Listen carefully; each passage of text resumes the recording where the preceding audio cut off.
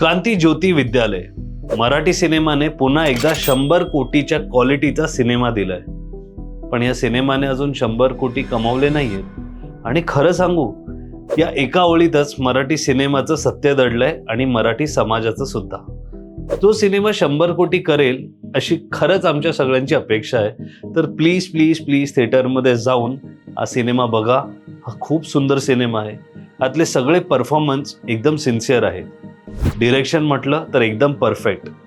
Cinematography बद्दल खास बोलायला हवं, कारण ह्याच्यात कोकण इतकं सुंदर दिसतंय की एका क्षणासाठी मनात येतं, इथेही मुंबईसारखी सगळीकडून डेव्हलपमेंट आली, काय सौंदर्य राहील याचं.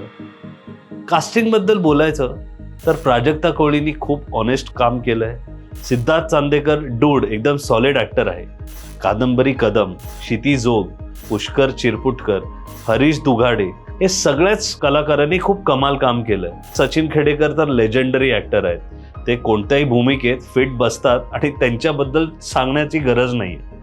पण विशेष उल्लेख करायचा म्हटला ना तर कुठेही आरडाओरडा न करता, मेलोड्रामा न करता अमय वाघ. थिएटरमध्ये सिनेमा बघताना अजून एक खूप महत्त्वाची गोष्ट घडली बरं का. जेव्हा सिनेमात मराठी भाषा वाचवण्याचा मुद्दा येतो ना, तेव्हा पूर्ण थिएटर एकदम इमोशनल होतं. आपल्यालाच आपल्या मराठी भाषेची लाज वाटते. तो सायलेन्सही आपल्याला ऐकू येतो आणि लोकांच्या डोळ्यात जे पाणी येतं ना, ते फेक नव्हतं. कारण मराठी ही आपल्यासाठी फक्त एक भाषा नाही आहे. ती आपली आयडेंटिटी म्हणजेच ओळख आहे. ती आपली मेमरी आहे. तो आपला वारसा आहे. मराठी भाषेला 2500 पेक्षा जास्त वर्ष झाली आणि त्याचा प्रवासाचा व्हिडिओ आमच्या चॅनलवर तुम्हाला बघायला मिळेलच. 2500 वर्ष असलेली ही मराठी संतांची भाषा. पण त्याहून मोठं एक सत्य माहिती आहे, या बदलता काळात आपण या काही गोष्टी आता स्वीकारायला हव्यात. आपल्याला एक्सेप्टन्स हवा. मराठी भाषा तर बदलतच गेली आहे, पण मग आपण बदललंय का आपण बदलायला का घाबरतो? आता एक अनकम्फर्टेबल प्रश्न विचारू. जर हे इमोशन इतकं खरं आहे, तर हा सिनेमा 100 कोटी बिझनेस का करू शकला नाही? इथेच आपल्याला स्वतःशी प्रामाणिक व्हायला हवं. का सांगतो? Good movies fail for the same reason good Marathi schools fail. Emotion demand create करू शकत नाही. इमोशनमुळे आपण टाळ्या वाजवतो, पण डिमांड आणि सप्लाय मुळे आपण निवड म्हणजे चॉईस करू शकतो. शिर्के मास्तरांनी पण या सिनेमामध्ये 15 विद्यार्थ्यांना बोलवलं आणि किती आले ते बघा. हा सिनेमा इमोशनली सक्सीड होतोय, पण समाज इमोशनवर नाही चालत ना, तो तर इकॉनॉमिक्सवर चालतो. आपली लँग्वेज इकॉनॉमिक्स खूप वीक आहे. म्हणजेच भाषेला घेऊन जी इकॉनॉमिक्स आणि आर्थिक सायकल आहे ती वीक आहे. आता एक साधं उदाहरण घेतो. मराठी सिनेमासृष्टी म्हणजेच फिल्म इंडस्ट्रीचा आर्थिक पीक जे सर्वात जास्त जो बिझनेस केला ते 2018 मध्ये 200 कोटी होतं. या कंपॅरिझनमध्ये जर तुम्ही कन्नड इंडस्ट्री बघितली तर ती 3000 कोटीची, तेलुगू 8000 कोटी आणि हिंदी तर 11000 कोटीच्या वर आहे. काय आपल्याकडे टॅलेंटची कमी आहे? कसली कमी आहे? कसलीच नाही. लँग्वेज सर्वाइव्ह वेअर मनी सर्क्युलेट्स. जिथे पैसा तिथे थिएटर, तिथे प्रेक्षक आणि तिथेच स्केल. आपलं अखिल भारतीय मराठी साहित्य संमेलन 99व्या वेळा झालंय. ऑस्कर अवॉर्ड्सपेक्षाही जुनं आहे ते. पण प्रामाणिकपणे सांगा, आज किती मराठी लोकांना माहिती आहे की ह्या वर्षी ते कुठे झालं, त्याचे अध्यक्ष कोण होते, तिकडे काय झालं? आपण ऑस्कर्सबद्दल बोलतो, त्याच्या लाईव्ह अपडेट्स बघतो, त्याला इन्स्टावर सोशल मीडियावर फॉलो करतो, कारण ऑस्कर मागे पैसा आहे, मीडिया आहे, ग्लोबल रेलेव्हन्स आहे आणि ग्लॅमर आहे. विजिबिलिटी फॉलोज मनी, रिस्पेक्ट फॉलोज रेलेव्हन्स आणि ही रेलेव्हन्स येते एका इकोसिस्टममधून. आणि आता आपण शिक्षणाच्या इकोसिस्टमकडे जाऊया.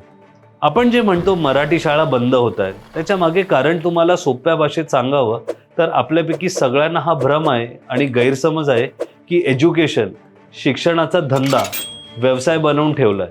नाही, सत्यस्थिती तर ही वेगळी आहे की श्रीमंत लोकांची मुलं आणि मेरिटमध्ये आलेली जी मुलं आहेत ते सगळे परदेशी जातात शिकायला, आणि इथे आपल्यासारखे मिडल क्लास लोकांची मुलं चांगलं शिक्षणाच्या नावावर कर्ज काढतात आणि त्यांच्या मुलांना आपल्या इकडच्या कॉलेजेसमध्ये पाठवतात.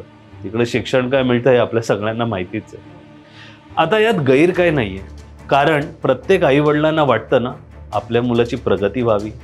पहा, मराठी पालकांना भाषेचा विरोध नाहीये, ते रिस्कच्या विरोधात आहे. शाळा फक्त शिकण्यासाठी नाहीये, तर ती नेटवर्क, एक्सपोजर, फ्युचर इन्कमसाठी निवडली जाते. मुलांच्या भविष्यासाठी कुठलाही पालक तडजोड करत नाहीत. आणि हा प्रश्न सिनेमा विचारतच नाहीये, कारण मराठी मीडियमची इंटरनॅशनल स्टँडर्डची शाळा का असू शकत नाही?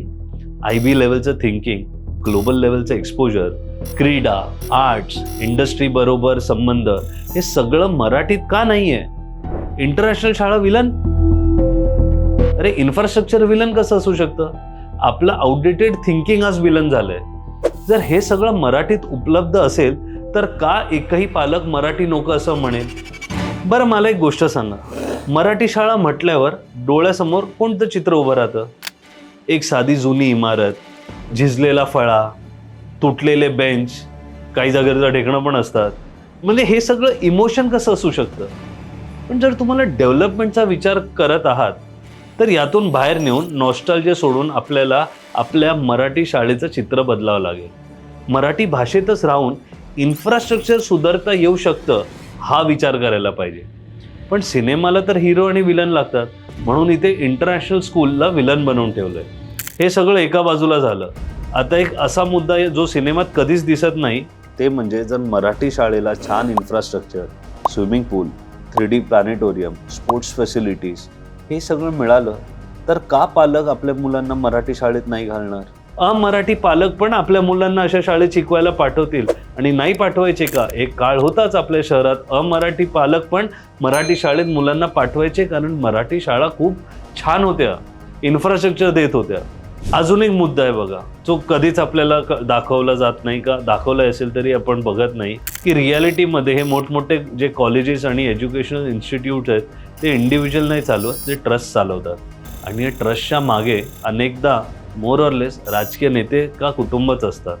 उदाहरण द्यायचं झालं तर कांदिवलीमधलं ठाकूर कॉलेज, SVKM, श्री विले पार्ले केळवणी मंडलसारखं, ज्याच्यात मिठीबाई, NM च्या अनेक इन्स्टिट्यूट आहेत, विवा कॉलेज विरारमधलं, बारामतीमधलं विद्याप्रतिष्ठान किंवा कोकणमधल्या अनेक इन्स्टिट्यूट. तर इकडे जर आपण बघितलं तर एज्युकेशन इन्स्टिट्यूट आणि पॉलिटिक्स यांचा एक ओव्हरलॅप दिसतो, आणि हे आपल्याला मान्य करावं लागेल. आता इथे आरोप करण्याचा मुद्दा नाही आहे, हे एक ऑब्झर्वेशन आहे. पण प्रश्न खूप सिम्पल आहे. जर मराठी माध्यमाचं शिक्षण इतकं सक्षम, मॉडर्न आणि फ्युचर रेडी असेल तर मग या ट्रस्ट चालवणाऱ्या नेत्यांची स्वतःची मुलं IB, कॅम्ब्रिज, US, UK मध्ये का शिकतात? हा प्रश्न भाषेच्या विरोधात नाही आहे, हा प्रश्न या इकोसिस्टमच्या विरोधात आहे. का मराठीत मिळणारं एज्युकेशन खरंच वर्ल्ड क्लास असेल तर त्यांची स्वतःची मुलांसाठी पण त्यांनी पहिला चॉईस त्यांचेच इन्स्टिट्यूट घ्यायला पाहिजे होते.